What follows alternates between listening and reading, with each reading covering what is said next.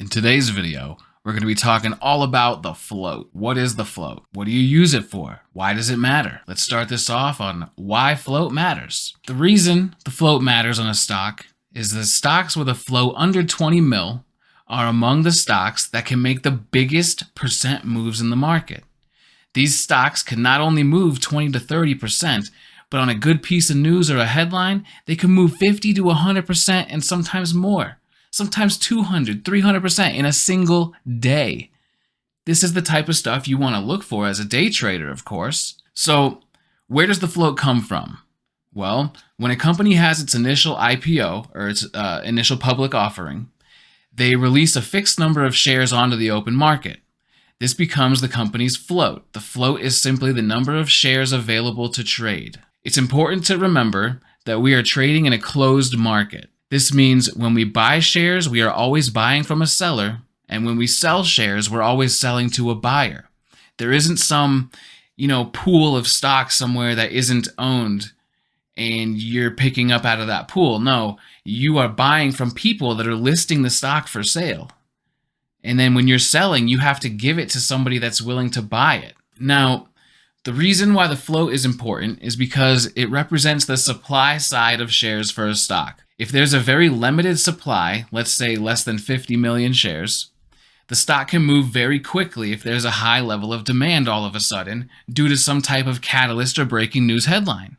Now, in contrast, a company like, say, Bank of America, ticker BAC if you want to look at the chart, it'll move extremely slow. Even really good news is unlikely to result in a giant move. This is because of how many shares need to be bought in order to move the price up. This is going to get a little bit deeper here when we're talking about the level 2, but just, the essence of how price moves, there's so many shares out there. I think Bank of America has 7 billion shares. That is a giant float. That is not something you want to day trade. Even if it has spectacular news, it's not going to move crazy. It's not going to move crazy. This is all due to the float. If it had an extremely small float and there was only, say, 1 million shares available to buy, well, there's 350 million people in America, right? Only need less than 1% of them to want to buy one share of Bank of America, and you'll have turned the whole float over. So you'll have bought every share out there, and then it will go on a whole nother run. This is kind of what happened to AMC, GME, KOSS, Nokia. What was that other one Trump was talking about? Kodak, right? Those are low float stocks. As a day trader, we will primarily be trading stocks with floats that are in the lower end of the spectrum. So you don't want to be trading things that have, say, billions of shares available to trade. I don't have a cutoff for how low a float can be. I'll trade something with an extremely small float, but I do have a cutoff for how many shares the float is. So I won't trade something, like I won't set up a trade plan on a stock that has over 500 million shares. Rarely, I might, and it kind of depends on the news that day, or if there's a deal or an M&A going on, or maybe a contract happening, but the expectation of a stock with over 500 million shares is very different than a stock with 10 million shares. And I'm going to show you some examples in the chart here of what can happen in a low float versus a high float stock. When trading a low float stock, you need to be aware of a couple things. You need to make sure the stock has extreme volume. I'm talking extreme. Say it's a 5 million share float. I want 10, 15 million shares to have been traded before the market even opens. The reason for that is because of liquidity. If you are in a low float stock and there's not that many shares out there, well, the level 2 is going to be very thin. There's only going to be a couple shares for sale at, say, 100, a couple shares at 101. So if you buy all 4 shares, you just put the price at 101, right? Well, the same is when you get out of a stock. If you're in a stock, you start buying, you all of a sudden have accumulated a 10,000 share position and you want to get out immediately, well, you need to make sure that there's buyers behind you that are willing to pick up those 10,000 shares. If there's no volume, you're going to end up crashing through the floor and throwing the stock down a huge percent, much more than you would think because it's such a low float. The other risk is is when there's bigger traders that start entering the arena, right? They start jumping on the stock as well. It's only going to take one of those people to dump their share size on a market order to really wreck your edge. Like, say you see a pattern, you see your edge appearing, you get in for that edge, and all of a sudden, boom, it drops like 30%. That can happen in a low float stock, and that's because there isn't as many shares out on the market at that moment. Just for a quick math here, let's say 1 million shares is out there, and say one guy wants to pick up all million. Say it's a $5 stock, 1 million shares are in the float. The guy does a $5 million transaction. He buys every single share out there, and then he goes to sell it, right? He can't even get out because there's not going to be 1 million shares looking to be purchased. He's going to have to sit there and wait for each person to come and buy 100 shares, buy 100 shares, buy 1,000 shares. It'll take him forever to get out. And by the time he does get out, and the reason I'm telling you guys to be careful and make sure that there is a lot of volume is that you don't want to incur a ton of slippage on the way out. Right? Slippage is normal. It happens in pretty much almost every trade. It's very, very common. But slippage in a stock with 200 million shares is very different than a stock with, 1 million or sub 1 million shares. Just be aware of that. Okay? And if the stock looks good, it looks like it had a huge run, but only on 10,000 shares of volume, obviously it's a very low float stock. But there's not enough volume for you to get in and out. There's not enough liquidity to trade that. So you want to take that off your list. When evaluating the float of a company, you need to view the float as a volatility indicator. So when the float is really low, like I said, it only takes one person to negate your edge and have the price fall very fast against you. And you'll end up having a deer in the headlights situation, which is something you really don't want. This is another good reason to use hard stops when you're in stocks like this. You need to watch your size and size accordingly. So, you're not going to take the same risk on a stock that has 10 million shares as you would in a stock that has 500 million shares, because it's not going to move that fast. It's not going to surprise you all of a sudden and jump 4 points down like it can in a low float. Right? Now, the reason that people kind of gravitate towards these low floats is, like I stated earlier, they can make the biggest percent moves of the day. So if you have a small account, which I'm assuming most of you do, you're going to be drawn to these stocks that move like hundreds of percent in a day. And it's really good for account building. It's really good. But it's also really risky. And it's also really emotional. When you're trying to build a small account, it means you're kind of new and you're getting into some of the roughest waters there are. Just keep this in mind. I'm going to go ahead and show you guys a couple charts here. And I want to point out the days and the candles where things went crazy and why low floats can be awesome. So let's dive down. All right, let's go to GME because everyone knows GME, and let's clear the chart and let's take a look at some of these moves. Look at these moves. So each one of these candles is one day. This is a daily chart. What I'm highlighting to you is during that one day, look at how much the price can move. This one here moved $17.50 or 87% in one day. This next move here, it had a 52% swing. Notice these giant wicks. This was a crazy one. I remember this here. 330% in a single day. Up and down, up and down. Crazy. We got these big movers here from open to close. Nice bullish candle, 30%. Right? This wick off over here. This one here is 22% or 11 points.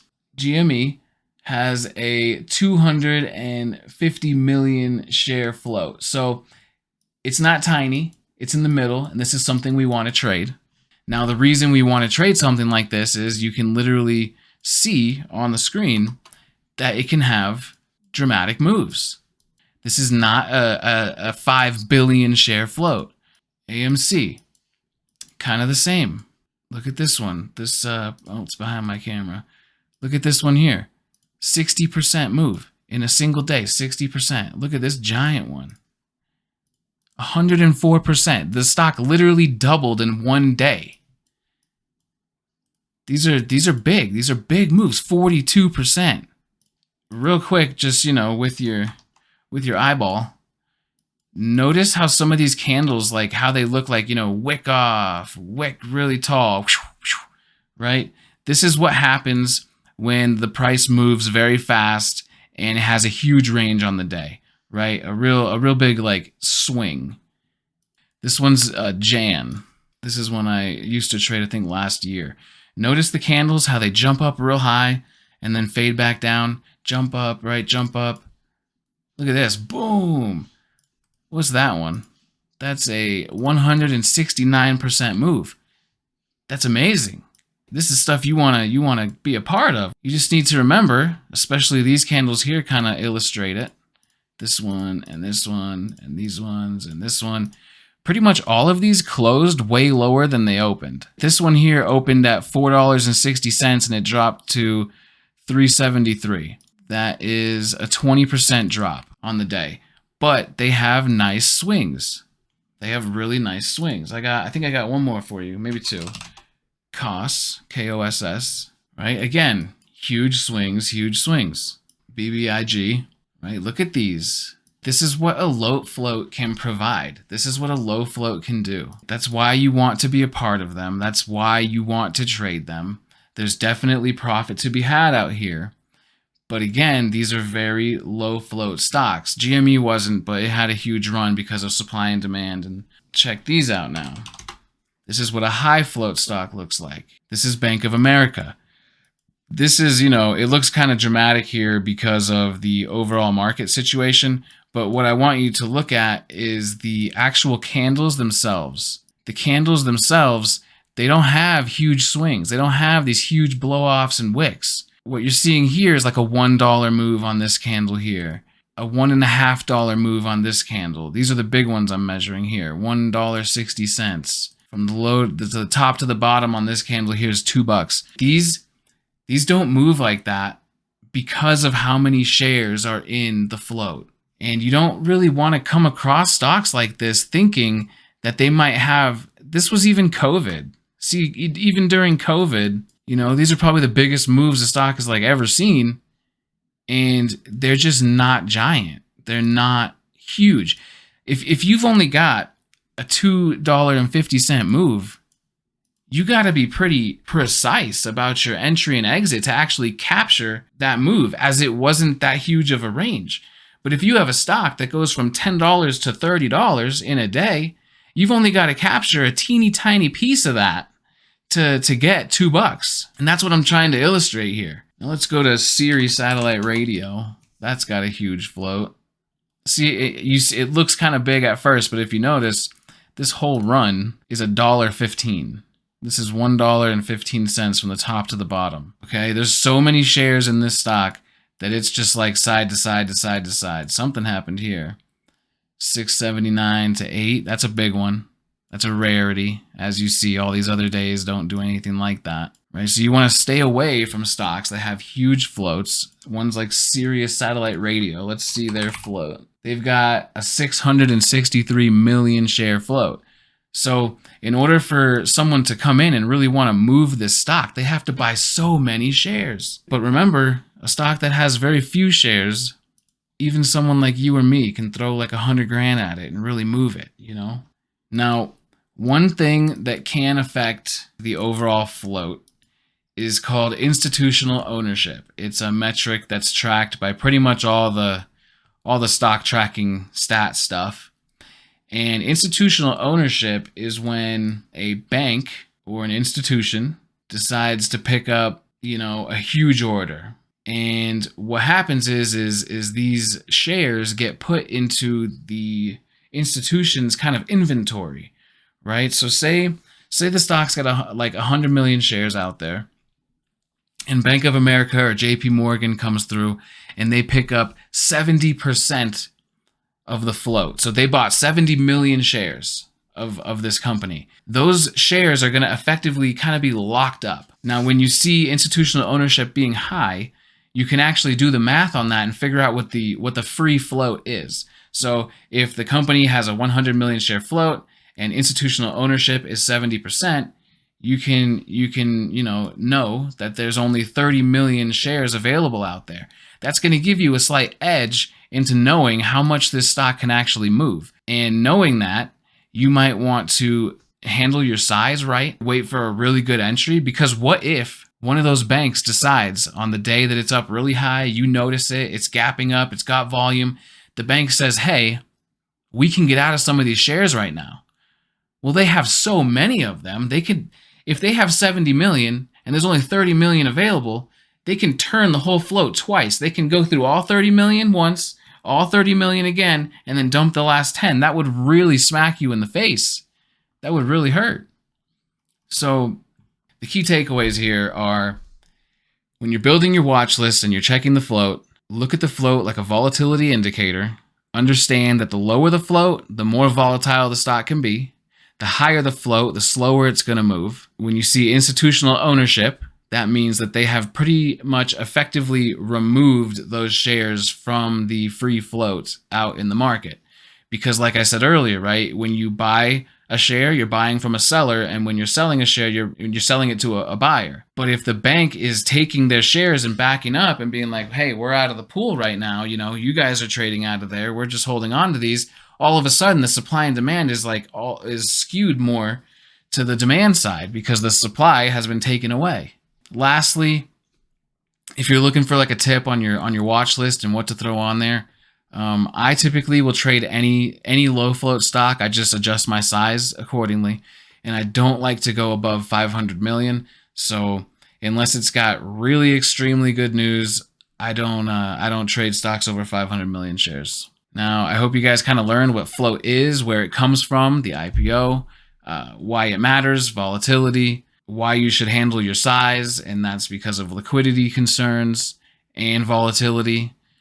And just know, again, when you're trading a low float stock, it only takes one person to negate your edge. One person can come in with a large enough order and just destroy whatever you were thinking that you were seeing. And if you were on the wrong side of that with too much size, it could nearly knock you out. If you go in on all margin, it can absolutely blow your account. So just be aware, watch it. I hope you guys got something from this. I hope you learned kind of about float at the end of this. If you got any value from this video, thumbs up, like the video, subscribe, write in the comments.